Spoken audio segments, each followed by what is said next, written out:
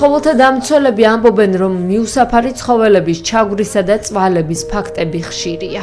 თუ ეს ყველაფერი არ შეიცვალა, ჩემთვის ეს არის გაუსაძლის. გაუსაძლის პირველ რიგში ცხოველების კუთხით, რომ უყურებ რა მდგომარეობაში არიან და მეორე ადამიანური კუთხით, იმიტომ რომ ძალიან ხშირად ჩვენ, ვისაც გვიყვარს, ვისაც გვაწუხებს და ვისაც ჩვენ მოვალეობად მიგვაჩნია, ამის გამო ვართ უბრალოდ ტანჯვაში. მიუსაფარი ცხოველების პრობლემების მოგვარებისთვის სპეციალისტები პირველ რიგში ამ მიმართულებით ცნობიერების ამაღლების აუცილებლობას ხედავენ. მათი მიზანია, რომ ქვეყანაში აღარ იყვნენ მიუსაფარი ცხოველები, მაგრამ ამას მხოლოდ ჰუმანური გზით უნდა მივაღწიოთ. ცხოველის აყვანის მსურველებმა არჩევანი უნდა გააკეთონ მეტისებზე, პარალელურად კი უნდა მოხდეს მათი სტერილიზაცია, კასტრაცია. არიან ადამიანებიც, რომლებსაც ეს აწუხებთ და დაუშვათ რაღაცას სახელმწიფოსთან ერთად ითავისებენ და უფრო მაღლა დგებიან, ვიდრე იმ პასუხისმგებლობები აქვთ, ასე ვთქვათ.